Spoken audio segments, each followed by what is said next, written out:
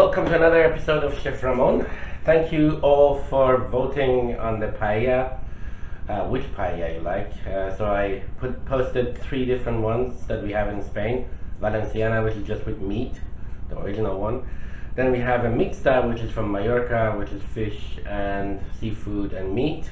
And then we have the complete seafood. And we also had actually a 4th one, which was the paella negra, which is with squid ink, and the 2 first votes were for Paella Mixta, and Paella Negra was the second. So I'm forced to do the Paella Mixta, so I'm going to show you all the ingredients right now. This is a really fun thing to do. It's a family thing to do. I'm going to be having beer throughout the cooking, so you shall see me also on the film probably having beer or a glass of wine, or if you're not like alcohol, then you can have something else. But anyway, it's fun with a family thing, so let's go through the ingredients. Okay, let's start with all my vegetables and herbs and stuff. Here I've got 1 onion and 1 green pepper, either bell pepper or these Spanish ones, doesn't matter. I've chopped them finely into this bowl. Then tomato. I've got plum tomatoes. I had about 4 or 5 of them, and I basically took the skin off by putting some boiling water over it for about 2 minutes. Then the skin comes off easily. Then I put it in the machine and pureed it like that. Okay, important. Don't buy the canned ones, because the canned ones are very concentrated and they burn when you start cooking with them. Okay. Now, broad beans, very important, part of every paella. So I used about 4 or 5 of these. You can use as many as little you want. They're lovely in the paella. And I used a whole bulb of garlic. The garlic is very important, of course. So I again chopped that in a machine, and here it is. Then, in terms of the herbs, some things that are really important. Without this, paella is nothing. That's called pimentón dulce, which you can nowadays buy in every supermarket. You will see how many I use. I normally use about 2 tablespoons of that. You got salt and pepper, the normal stuff. Then I put some saffron in there, a little sachet of saffron in there. As you can see, with salt I've grinded it. Okay. You can also use, in Spain we have something called colorante, which is basically coloring, but it's an alimentary coloring. And you can put some of that in there as well to give it that color. Okay, a lot of people use that in Spain, in all restaurants and bars and famous people, anybody you like. Olive oil, of course. You'll need lots of water. I just put that for example, but you'll need lots of water for your paella, because you need to reduce the water down as you cook. Okay. Then I have some chicken stock that I made before. You can also buy one that you have. You don't really need that, but I like to add that to it. So I used about 750 milliliters of chicken stock. Then what do I have here? Let's first do our meat. So every meat that you can see here, there's 2 obligatory ones. You cannot get away with it, and 1 optional. I've got chicken, and that's basically a chicken thigh and a leg. So they chop it up into pieces like this. It's very important that they're very small and they have the skin on, because you're going to fry them first, right? That's just 1. Okay, the thigh and the leg.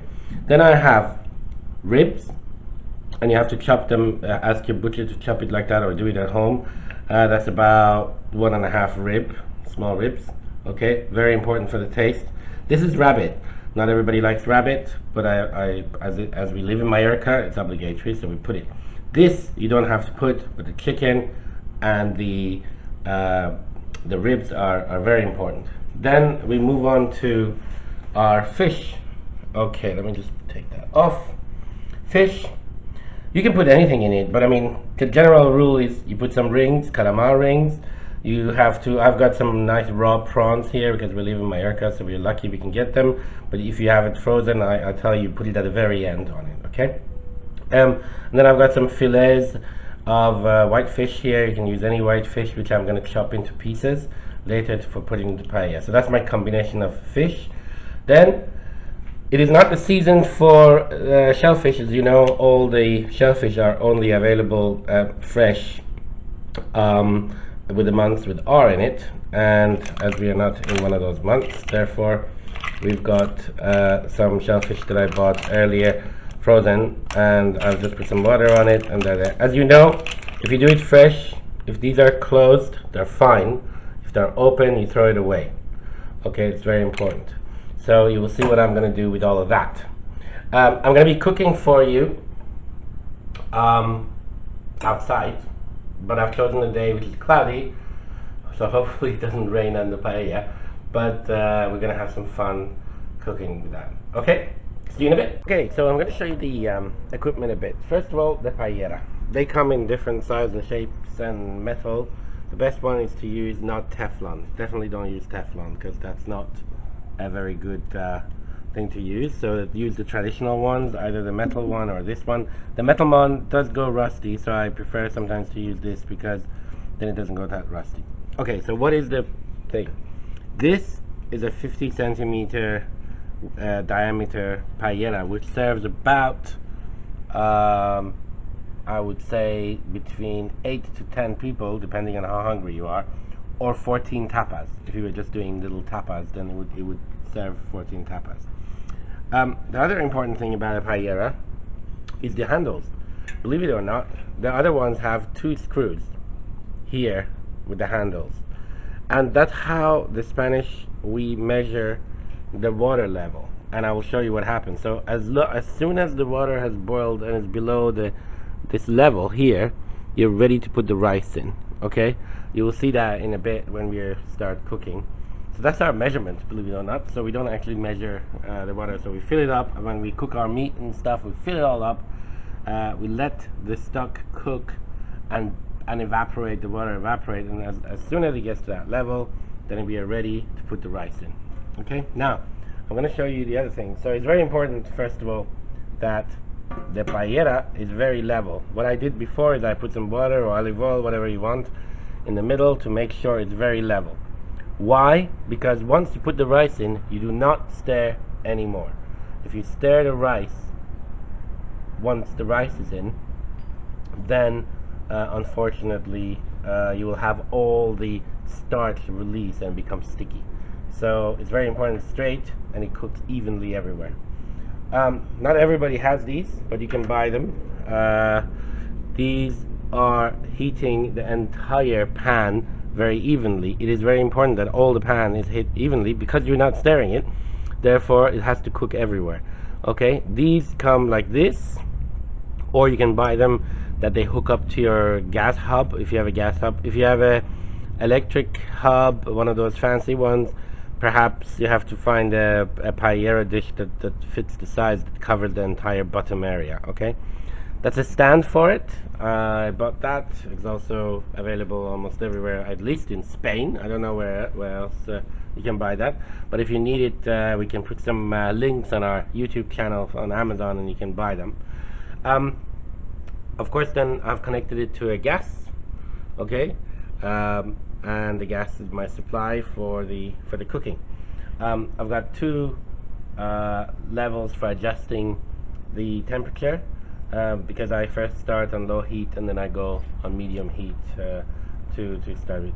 Okay, so the next scene, we're gonna just do all the ingredients. It's gonna take a while. As I said, this is a fun thing to do, so get the family involved. I've got my dog, my wife, the kids are upstairs, but I'm sure they will come down in a minute. Maybe they're a bit camera shy, so they may not come on the camera, but anyway, the point is the food. So let's go for it. I've gone ahead now and put my heating on the medium, sort of low. Remember, these pans get hot quite fast because they're thin metal. And I'm just going to go in and add a good dollop of olive oil, not too much, not too little, as you can see. And the point is, you can see already it's getting hot quite fast, and what I'm going to start with is first my ribs, because they take the longest to cook. So we are here to brown each meat and poultry and then slowly push them to the edges of the pan. That's very important because this is what actually makes the stock at the end, when what you'll see later in the show. By the way, I should say that a couple of scenes on this particular video are in black and white. Unfortunately, that's because I pressed the wrong button, but it's only a couple of seconds. So you can see I'm just going to move them around and wait until they're nice and brown, and then push them to the side, ready for the poultry to go in.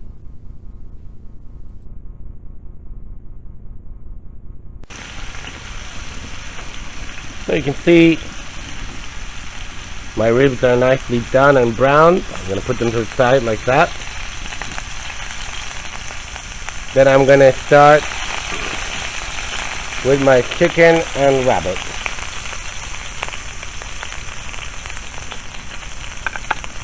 So here's my rabbit going in. As I said, be really careful because it does spit.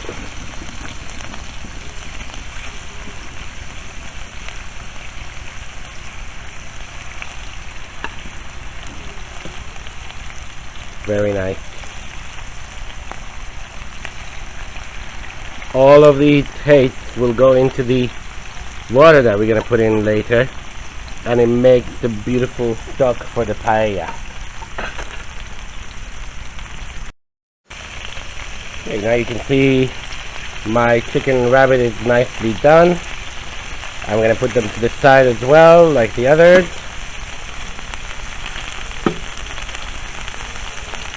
And now I'm going to put my beans in. And I'm going to cook them the same, not for so long, but they need to just be a little brood. And I'm going to put them to the side and start with the next one. And meanwhile, it's always nice to have a glass of beer while you're doing this. You can see my beans are now a little bit brewed, not too much. Now I'm going to push them to the side as well. Don't forget they keep cooking, but at a lower heat on the sides. You don't want anything burnt. Right, now it's time for my onion and my peppers.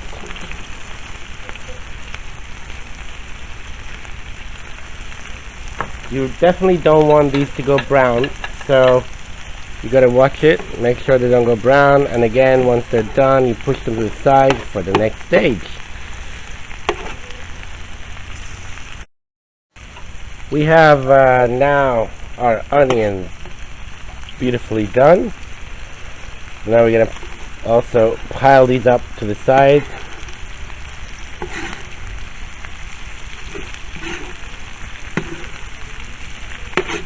Now this is a quick stage because you need to now put your garlic in. You don't want to burn your garlic. There's nothing worse than the taste of burnt garlic, to be honest. So there's the garlic. You want to do that quite rapidly, just to give it that little bit of a taste. If you were here, you could just see the beautiful smell. Smell the lovely smell, the aroma that's coming out of it. Now I'm just gonna cook my garlic just about that much, and I'm going to get my tomato and put my tomato puree in there. It's important for this now to cook a little bit with the garlic inside it so that the garlic doesn't burn, because of course, as you know, tomato is quite sour, so you need to get that sourness out, so you need to fry it for a little bit and make sure that sourness is out. At this stage, what I normally do is I put some salt and pepper already. Now I'll talk to you about the salt levels later, but at this stage just a little bit of salt, a little bit of pepper,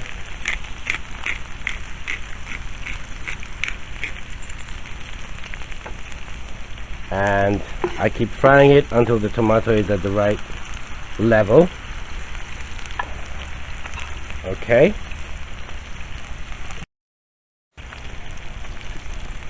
I've been stirring the tomato. You can see it's cooking nicely there. At this stage, now it's been cooking for a couple of minutes, I'm gonna add one of the most important things, pimentol dulce. So I'm gonna add about 2 large heaps of teaspoon inside. Then I'm going to add, if you remember, my saffron.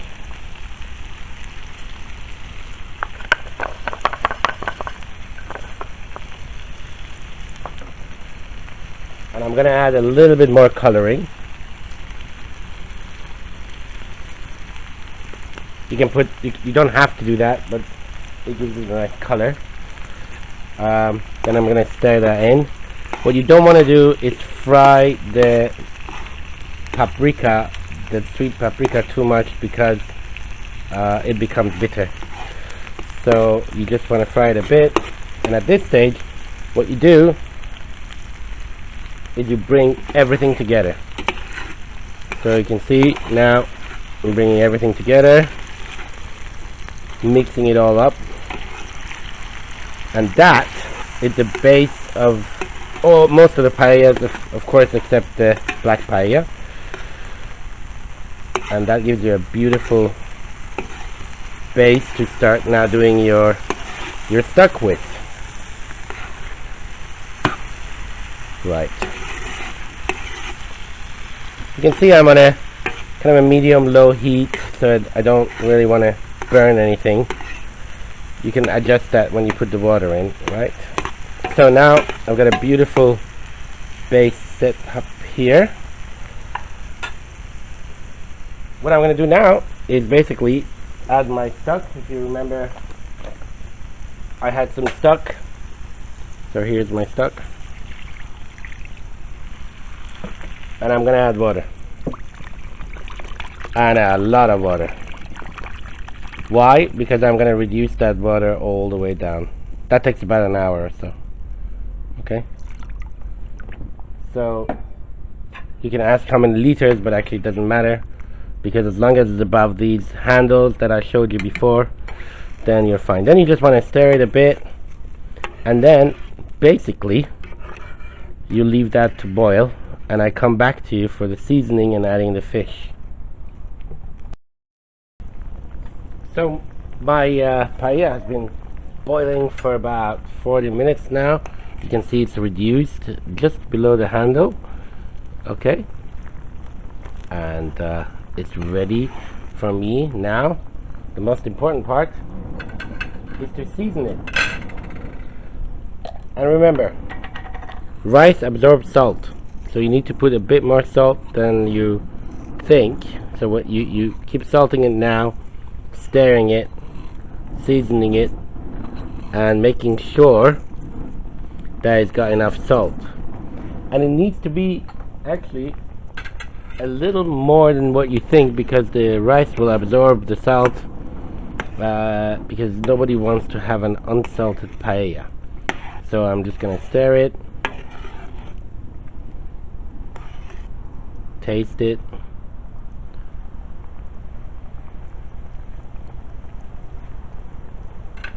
I can see that it needs more, so I'm going to put more salt in it, a lot more. It needs to basically be a little more than what you think.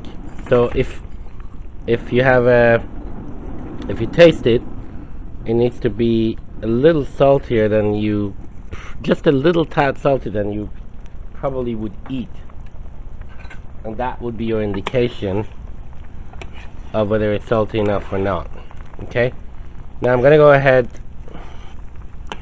and taste it again.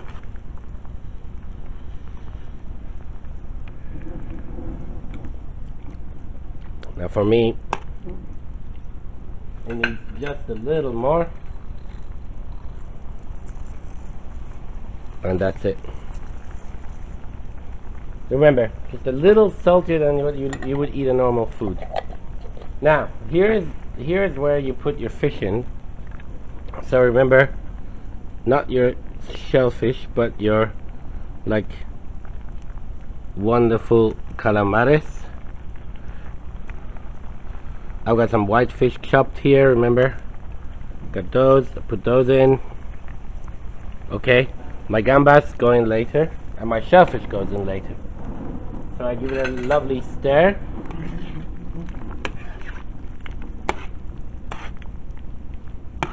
Look at the color of that. I'm sorry about the previous episode. I think I pressed something on the camera which I shouldn't have. It was in black and white, but anyway, the end result is very important. So now my paella is ready for the very important ingredient, which is the rice. Now I'm going to tell you something about the rice. The rice I buy is the Paella brand, which is I'm not advertising, but it's my favorite. The important part is you cannot use risotto rice. You have to use bomba, something called bomba. That's very important. It's very starchy, round rice. So how do you measure that now? So what I do now is, the way to measure this is you put it like a cross, and it just has to come out. You should just about see the rice, and that's your measurement. That's it. That is your measurement. Don't put any more. If you're in doubt, put less than more. Okay? The important thing now, the most important thing about paella, is once you put the rice, you will very gently stir it once and never ever touch that again, because the bomba rice is a very strong rice, and it basically will give you a lot of starch out, and if you keep stirring it, it'll become very, very sticky. So now you put your rice in, you don't touch it again, it's all even and beautiful. Now it's time to put your gambas on, because that's how they cook if it's raw. If it's not raw, if you bought it already cooked, then you can do it at the very end, almost when it's finished, and you do not boil your fish before, because with the juices of the paella, this will cook beautifully. So I'm just going to put my gamba, and as you can see, I haven't even cleaned the gamba, because in Spain that's what we do. We like seafood as it comes. So I'm going to put that all in, right?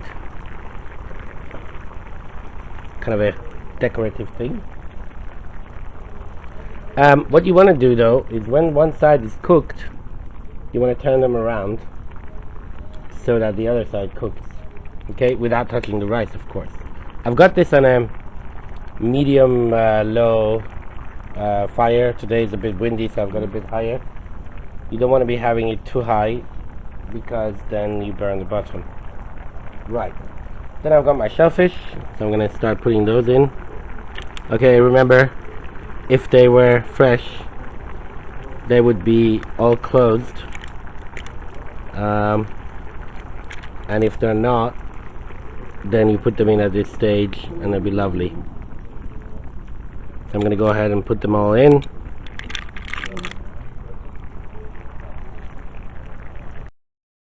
I decorated my beautiful paella. As I said, you have to turn around these lovely gambas so they cook on both sides carefully. Don't touch the rice as much as possible. Just remember, shellfish, gambas and fish cook really quickly, so you don't really need to cook it too long. I'm going to go ahead and turn all these around. You can hear the wind. Today is a bit of a windy, sunny, everything day, but still very enjoyable to cook outside. So here we go. And then this, when the water is all gone, it's ready to serve. You may say to yourself, how can we not entrust the rice to be done? Trust me, the measurement is exactly correct and it will be done. So don't worry about it, and it'll be beautiful. And there is the paella cooking for the final stages. So once the water is down, I'll be back with you to serve it. It's boiling away beautifully. You can see a little bit bubbling over there. All that water needs to be gone. Okay, so don't panic. Let it go. Smell it. Make sure the bottom is not burning too much. Right, a little bit of burning is nice because then you get that lovely socorrat, what we like. But have a look at it. So as I said before, some of these shells didn't open, so like this one and that one we're not gonna eat, but they still look good. But it's looking beautiful. So in a minute we're gonna serve it. Okay, our paella is ready. Look how beautiful that is. So I'm just gonna put it on the table now. Okay, some of the family is already here in anticipation. So I'm gonna put that on the table. And then we're gonna serve it. How do you serve a paella? Basically you start with the fish. So you put some fish and seafood on the plate.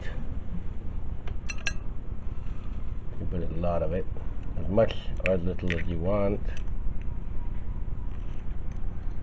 Right. And then a lot of people use this, but I'm just gonna be lazy. I'm gonna use one of these. Ooh, and it's got a lovely bottom on the bottom, so I'm just gonna serve it like that. Can you see that? That's beautiful. Right. I'm gonna do the same for myself before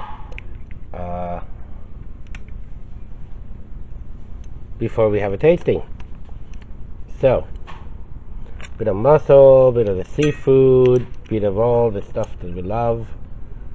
And let me get one that's not dead. There you go. And then I'm going to serve that to myself as well. Just going to show you something very interesting. And you have to be lucky to get that, really, without burning the paella. And that is called the socorrat. A lot of people fight for that, and the way you do that is just scratch it off. And as I'm very selfish, I'm gonna have it for myself. I'm sure I'm gonna give it to my family later. Right, so there is Noah, our little taster, or a very large taster in terms of long. So we're just gonna have a lovely paella. Perhaps you can also show our little taster there to see how good that is. Very nice. Very nice. See, when the children say it's very nice, he's not a child anymore. But anyway, it's very nice. So, bon appetit!